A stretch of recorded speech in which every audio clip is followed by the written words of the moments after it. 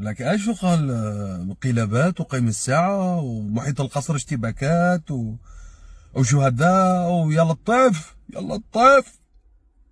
لكن يا شوفي، تركنا القصر مبارحة. الحرب النفسية لأهلها، واللي بده يشتغل على حرب نفسية وهو قاعد عم يشرب متي وعنده تعقار الصبح، ترى ما بتمشي على ما هو. الحروب النفسية بتكون وقتها مقرونة بعمل، بيكون فيها حروب، بيكون فيها شيء، ما هو عالم عايشة حياتها.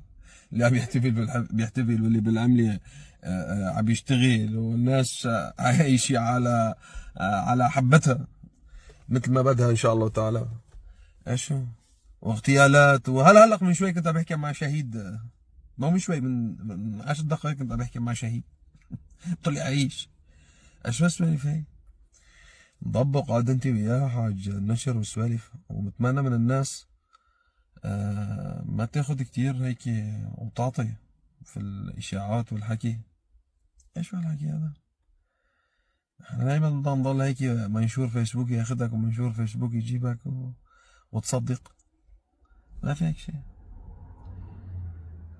يعني بالشو اللي له رهن على التاني خسر، يضب رهنه ويروح. الشغلة صارت إلى يوم القيامة إن شاء الله. ما عاد في شيء.